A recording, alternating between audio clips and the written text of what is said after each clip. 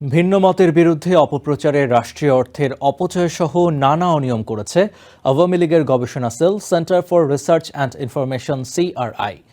মঙ্গলবার এক ব্রিফিংয়ে এমন দাবি করেছে দুদক। সিআরআই এর নামে আইএফআইসি ব্যাংকে ৩৫ কোটি টাকার এফডিআর সহ বিভিন্ন ব্যাংক লেনদেনের তথ্য পেয়েছে সংস্থাটি। যদিও ধানমন্ডি সহ একাধিক স্থানের ঠিকানা ব্যবহার করলেও সিআরআই এর কার্যালয়ের অস্তিত্ব খুঁজে পায়নি দুদক।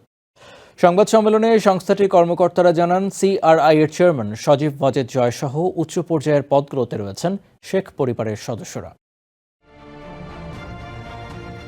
সিআরআই অফিসের খোঁজে মঙ্গলবার সকালে রাজধানীর ধানমন্ডিতে অভিযান চালায় দুর্নীতি দমন কমিশন দুদক।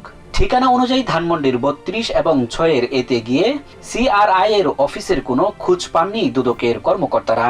অভিযোগটা ছিল সিআরআই কর্তৃক তাদের প্রাতিষ্ঠানিক কার্যক্রমে রাষ্ট্রীয় অর্থের ক্ষতি সাধন করেছে কিনা সেটা যাচাইয়ের জন্য আমাদের কমিশন থেকে আমরা অভিযানের প্রেক্ষিতে বেরোই, অভিযানের জন্য আসি। তো আমাদের এই ছিল ওনাদের যে প্রতিষ্ঠান অফিস কোথায় আছে সেই অফিসগুলো একটু সন্ধানে গিয়ে তারপরে সেখান থেকে আমরা কোনো রেকর্ডপত্র পাই কিনা। এখানে কোনো অফিসের সন্ধান পাইনি, এখন পর্যন্ত পাওয়া যায়নি।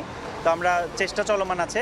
কাগজে কলমে সংস্থাটি অলাভজনক হিসেবে নিবন্ধিত বলে খোঁজ পেয়েছে দুদক। তাই সংস্থাটি কোনো প্রতিষ্ঠান থেকে অর্থ নিয়েছে কিনা সে বিষয়ে খোঁজ নেওয়া হচ্ছে।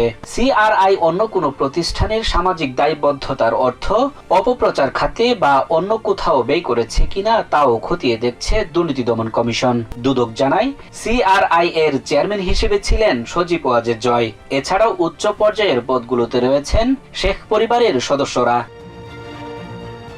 Sajjad Hossain, TVN24 news desk. New York থেকে সম্প্রচারিত TVN24 টেলিভিশন বিশ্বজুড়ে বাঙালির কণ্ঠস্বর।